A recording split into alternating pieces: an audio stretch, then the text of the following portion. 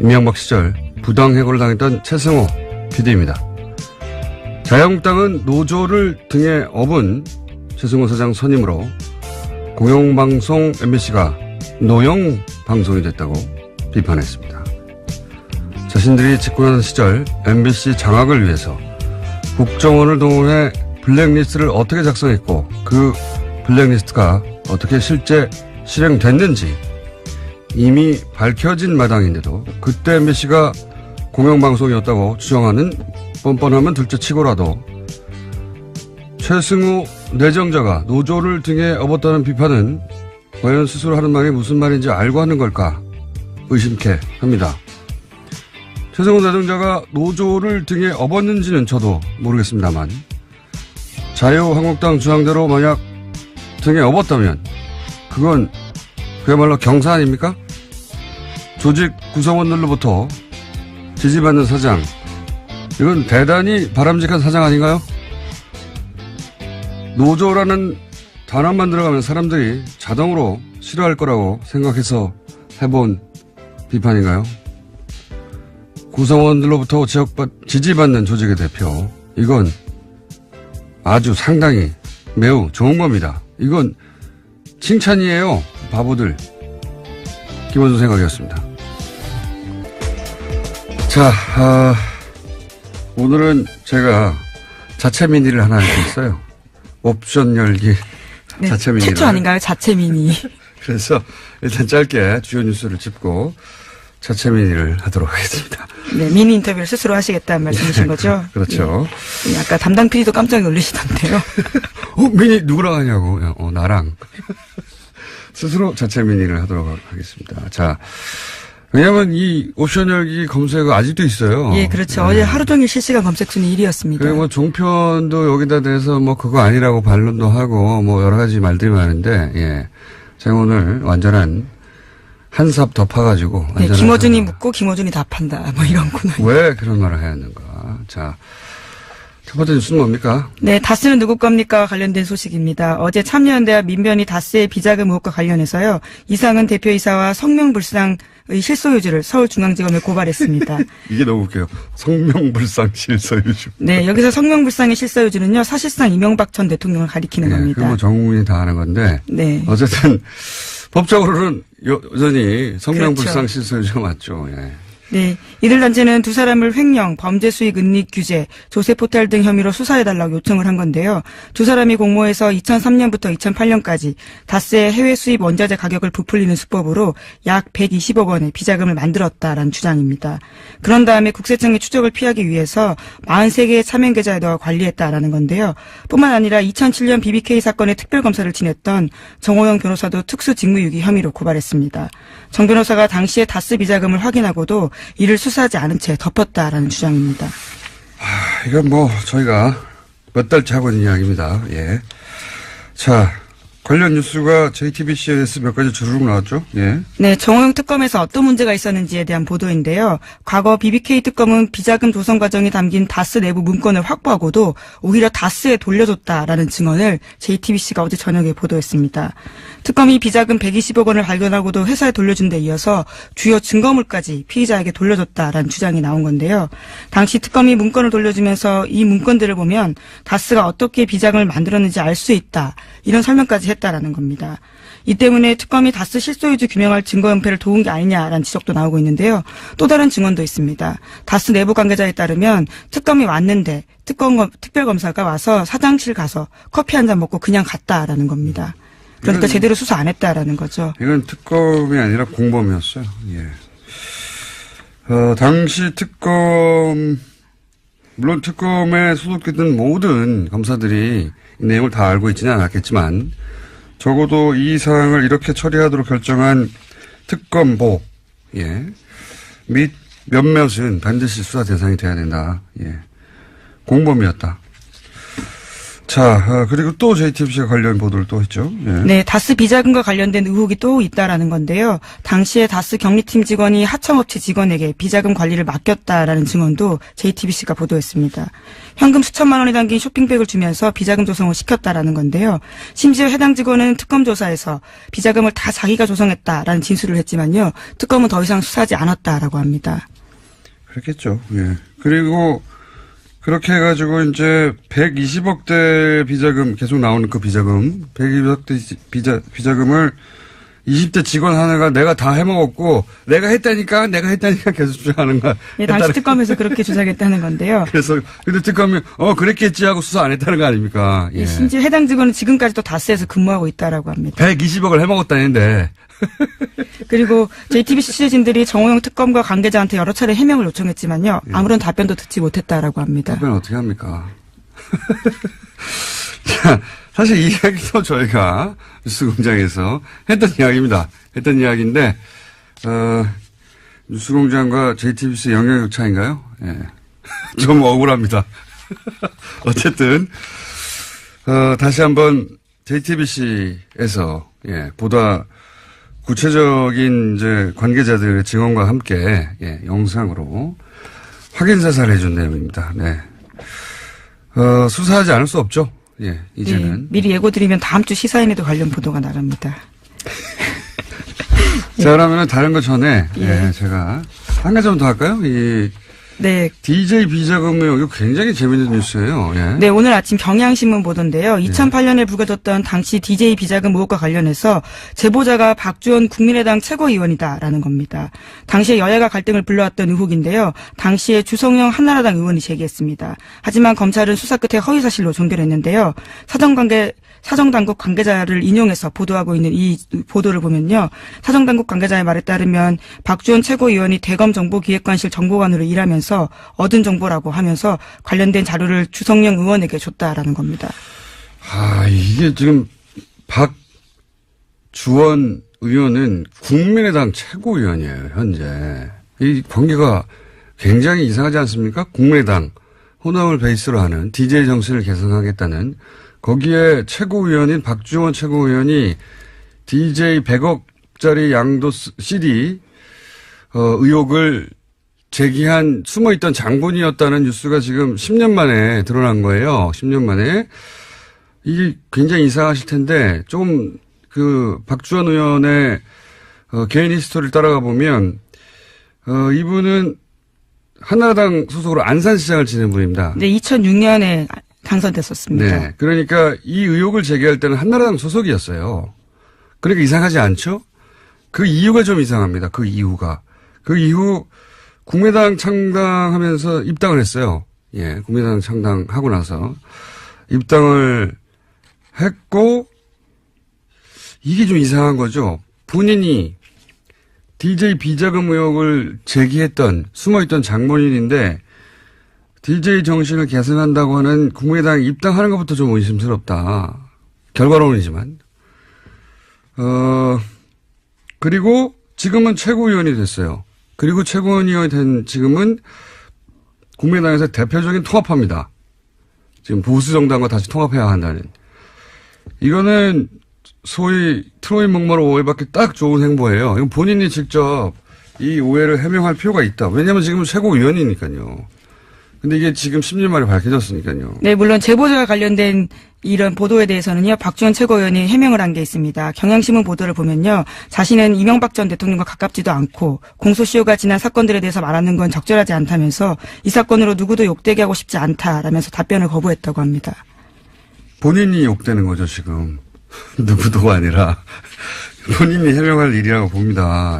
굉장히 이상한 일이에요. 예, 그리고 그 행보에 대해서 왜 그러면 이렇게 DJ를 했던 사람이 DJ 정신을 개선한다는 정당에 굳이 입당해서 지금 현재 최고위원이 돼서 다시 보수정당과 합당하자고 하는지 설명해야 하는 사안이라고 보고요. 자, 이제.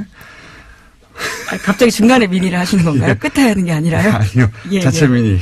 네. 잠깐이 아니라 좀 길게 해볼까 합니다. 왜냐면은 제가 어제 브리핑을 하다가 미투 해시태그 얘기하다가. 예, 그렇죠. 저 타임의 올해 인물 설명을 하다가요. 나온 태그 이야기입니다. 얘기 나와서 제가 갑자기 발동을 해서, 이것저것 좀 뒤섞어서 설명을 했는데, 오늘은 좀 자세히 설명을 할까 하는데, 왜냐면 또 어제 정편에서, 이거 댓글 알바 아니다. 뭐 이런 물타기도 나왔어요. 제가 그분들에게 조언을 드리는데, 잘 모르시면서 참전하시면 안 됩니다. 선관위 기소 사건 제가 잡아가지고 특검까지 간 겁니다, 이거. 댓글 알바 제가 처음 떠들기 시작한 거예요. 시발단 제가 찾아내고 이 분야의 전문가는 접니다. 네. 자, 그래서 잘 모르면서 그렇게 참전해가지고 이거 댓글 알바 아니다 이런 물타기 하시면 나중에 곤욕을 치를 수 있습니다. 자, 우선 자세히 제가 설명드릴게요. 어제 제가 짧게 얘기했는데 이 댓글 부대는 우선 네이버가 활동 베이스로 봅니다. 자, 예를 들어보죠. 댓글 지정이 있다. 그러면 댓글도 다르고 퍼 나르고 막 유포해야 되잖아요. 뭐 이건 국정원 또는 뭐 사이버사령부 댓글 수사에서도 나왔죠. 그렇게 한다고. 그런데 네이버 기사의 댓글 창에는 댓글 모음이라는 메뉴가 있어요. 그 상단에, 그 창 상단에. 근데 글 내용을 카피할 때 마우스로 이렇게 쭉 글만 긁는 게 아니라 윗부분에 이런 댓글 모음이라고 하는 메뉴가 있는 부분이 상단에 있을 거 아니에요. 그걸 쫙 긁으면 댓글 모음 메뉴 바로 뒤에 화살표 모의 꺽쇠가 하나 있습니다. 꺽쇠. 이 꺽쇠 부분까지 카피를 하고 그걸 붙여 쓰기를 하면 이 꺽쇠 부분에 옵션 열기라고 하는 숨어있는 텍스트가 있어요. 그게 복사가 되는 거예요. 이 꺽쇠에 옵션 열기라는 태그가 숨어있는 거죠. 예. 그 프로그래밍을 할 때 이 화살표 꺽쇠, 딴 데 있는 게 아니라 이 꺽쇠에 들어있는 거예요. 꺽쇠의 주석으로 달아놓은 겁니다. 이건 프로그램 하는 분들은 무슨 말인지 금방 알아두실 텐데 그 꺽쇠에 그런 주석을 달아놨는데 그 주석의 목적이 뭐냐. 네이버가 확인해 준 바에 의하면 이 대체 텍스트의 목적은 원래 시각장애인들이 보지를 못하잖아요, 화면을. 그러면 그 스크린 리더라는 게 있어요. 시각장애인들이 화면에 뭐가 있는지 읽어주는 거죠. 인터넷을 사용할 수 있게. 그 스크린 리더가 이 꺽쇠 부분을 읽을 때 요 해당 텍스트가 설명 문구로 나오는 겁니다. 목적은 그거예요. 그러니까 일반인들은 이걸 볼 필요가 없는 거죠. 그런데 복사해서 붙였을 때도 원래 나오지 않게 되어야 하는 건데 이게 특정 조건에서 나와요. 그러니까 미니 버그죠. 미니 버그예요, 사실은. 그래서 오류가 생겼다라는. 약간의 오류예요. 나오면 안 되는 건데 나온 거예요. 근데 뭐 대단한 건 아닌데 사실 이런 오류들은 간혹 있어요. 언제 나오느냐 특정 조건이라는 게 자기가 댓글을 달고 자기가 자기 글을 복사해서 답글할 때 요 특정 조건에서만 여기까지 이해하셨죠? 그러니까 자기가 자기 댓글을 복사할 때만 뜬다, 뭐 이런 의미로. 자기 댓글을 그냥 복사하기만 하는 게 아니라, 답글 창을 열고 복사할 때, 그 조건에서만 요 오류가 탁 나오는 거예요. 요 조건에서만 나옵니다. 그러니까 이 꺽쇠 부분까지 쭉 긁어서 카피를 하면 옵션 열기라고 하고 하는 숨어있는 텍스트가 탁 복사되고 카피할 때 그게 톡 튀어나오는 거예요.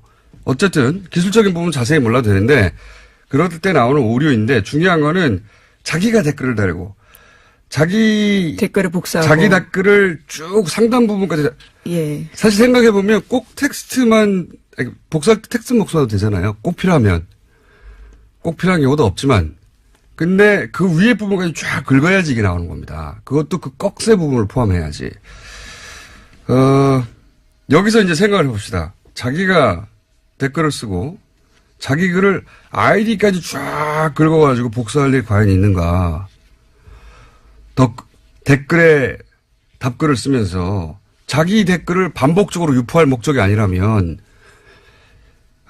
종편에서는 뭐 자기 글을 자기 아이디까지 복사하면 일어나는 일이라서 실수라는 식으로 물타기를 하는데 생각을 해보면 자기가 게시글에다가 댓글 하나 달았어요. 근데 그걸 댓글창을 열고 자기 아이디부터 쭉 긁는 경우가 언제 있습니까? 근데 그것도 반복적으로 여러 번 일어났다는 점에서 좀 이상한 건 사실입니다. 그것도 이 글들의 유형을 보면 위에 있는 문장과 상관없는 댓글을 또 달거든요. 그러니까 한 번 한 다음에 계속 갖다 붙이는 거예요, 이게. 실제로. 예를 들어서, 문슬람 죽어라, 뭐 이런 거. 여기서 문슬람은 문재인과 이슬람, IS 이후에 새로 생긴 조합이거든요. 이것도 국정원이 만들었다고 저는 추정하는데, 문재인 꺼져라, 뭐 조국은 뭐 닥쳐라. 이걸 왜 아이디부터 쭉 카피해요? 예. 이거는 실수가 아니에요. 그리고, 그걸 왜 다시 붙여넣죠? 그리고 아이디부터 복사해가지고 어디다 붙여놓죠? 그런 일들은 일반 유저한테 일어나지 않습니다. 그것도 한두 명도 아니에요. 그렇게 수많은 사람들, 제가 확인한 것도 1000명이 넘어요. 그리고 그게 실수라면 왜 오로지 정부 비판하는 사람들만 그런 실수를 반복적으로 수천 명이 하냐고요. 말이 안 되죠. 이건 댓글 부대예요. 그리고 자, 그러면 댓글 부대가 아이디부터 쭉 카피하는 경우는 어떤 경우일까? 지금 댓글을 붙인다고 했잖아요. 그러니까 첫 번째로 어제 말씀드린 예죠. 컴퓨터에 익숙하지 않은 댓글 알바가 어제 얘기한 노는시원 같은 분들이 그냥 쭉 긁은 거예요. 왜냐하면 여러 군데다 붙여넣어야 되니까 아이디도까지 긁어버린 거죠. 그리고 나서 이제 지워야 되는데 말씀드렸잖아요. 요 옵션 열기는 다른 건 아이디 같은 거는 그 복사해서 붙여넣을 때 자기 아이디 거기다 집어넣고 다른 거는 지우는데 요 옵션 열기는 처음 보는 거거든요. 뭐지? 하고 남겨둔 겁니다. 첫 번째 가능성. 그래서 컴맹이 한 실수한 거다. 이게 어제 말씀드렸고. 둘째, 이건 어제 시간이 없어서 제가 여기까지 설명을 생략한 건데 자기가 쓴 댓글 이걸 썼다고 보고해야 될 거 아닙니까? 그래 알바비를 받죠. 자기 아이디 그리고 언제 썼다를 보고를 해야 될 거 아닙니까? 몇 개. 그러니까 그걸 카피할 필요가 있는 거예요. 위에 부분을. 안 그러면 일반 유저들은 만약에 그런 경우도 상정하기 쉽지 않지만 자기 글을 계속 복사한다면 자기 글만 복사하면 돼요. 그렇잖아요? 예. 그런 경우 네, 여기도 역시 이렇게 한번 카피해 놓으면 컴퓨터에 메모리에 들어가 있거든요. 그거를 다시 붙여넣기 할 때 옵션 열기 뭐지? 내가 쓴 거 아닌데? 그냥 남겨둔 거예요. 다른 추정도 몇 가지 있는데 주전 추정은 이 두 가지고, 예? 여튼 이 옵션 열기라는 문구가 엉뚱하게 들어간 글들, 이 글들이 댓글이든 트윗이든 페이스북이든 있거든요. 이건 다 네이버 이 댓글창에서 처음 쓴 거를 계속 복제한 겁니다. 자, 그리고 생각해 보자고요. 스스로 SNS를 운영하는 사람이에요. 페이스북을. 자기가 그런 사람들은 옵션 열기 같은 말도 안 되는 문구는 그게 맨 앞에 붙어 있거든요. 맨 앞에 붙어 있으면 그걸 그대로 둘 리가 없어요. 자기 SNS니까 하루에도 몇 번씩 확인하는데 이건 뭘 말하느냐. 자기 SNS가 아닌 겁니다. 아무 애정 없이 여론조작용 계정. 자기 할당 입문만 하고 그다음에 쳐다보지도 않는 거예요. 그래서 말도 안 되는 이런 문구가 붙었는 줄 모르는 거예요. 알바입니다. 알바. 자, 그런데 옵션 열기는 그렇게 네이버 답글창에서만 나오는 오류인데 제가 어제 프로그램으로 이런 지령을 받았을 거라고 추정했지 않습니까? 이거 구체적인 설명을 안 해가지고 뭐 제가 틀렸다고 함부로 덤비시면 안 돼요. 자, 옵션 열기 말고 이런 아이디들이 다른 문구들까지 카피해서 붙어 있는 경우도 있어요. 옵션 열기가 대표적인 거고, 예. 어제는 짧게 얘기하느라 대표적인 옵션 열기라는 문구 하나만 얘기했는데 다른 문구들도 붙어가지고 쓸데없이. 뭐 이를테면 어떤 건가요? 여러 가지 있어요. 뭐 레이어 같은 것도 있고 여러 가지가 있어요. 그러니까 자기가 쓴 글이 아닌 거예요. 분명히 카피한 겁니다. 어디서 카피한 건데 그 카피한 걸 안 지운 거가 있어요. 근데 그걸 그대로 트위터나 페이스북에 갖다 붙인 글들이 꽤 있습니다. 그래서 제가 이걸 보면서 이건 네이버 이외에 어떤 프로그램의 메뉴 부분을 긁다가 같이 붙이게 된 거구나 추정을 한 거예요. 그리고 또 한 가지 생각을 해보면 이제 댓글 지령이 있다고 칩시다. 그럼 내용만 갑니까? 아니에요. 그걸 어디다 쓸 건지 지정해 줘야 되잖아요. 그러니까 그 글을 어디다 달지 링크가 같이 가야 됩니다. 이게 짧은 게 아니란 말이에요. 이거 불러줄 수도 없어요. 그러면 카톡이나 메일 같은 걸로 보낼 수도 있어요. 물론. 근데 지난 수사 때 잡힌 게 다 그런 거예요. 수사 때 설린 게 메일 내에서 나오고 막. 그러니까 내용과 링크를 어떤 프로그램으로 이제는 보내는 게 아니겠는가 앞에 거 부분을 합쳐서 그렇게 추정을 한 겁니다. 물론 이런 별도 프로그램이 없을 수도 있어요. 원시적으로 할 수도 있어요. 여전히 뭐 메일로 한다든가. 프로그램이 없을 가능성도 있는데 프로그램이 있을 거라는 추정한 것은 그런 근거에 해서 한 것이고 근데 프로그램이 있냐 없냐는 본질이 아니에요. 그것도 제가 계속 추적해 보고 싶은데 중요한 건 이 옵션 열기 댓글 부대가 현재도 돌아가고 있다. 그런 정황이 명백하다. 그런데 옵션 열기라고 하는 실수 없이 유포된 건 얼마나 더 많겠는가.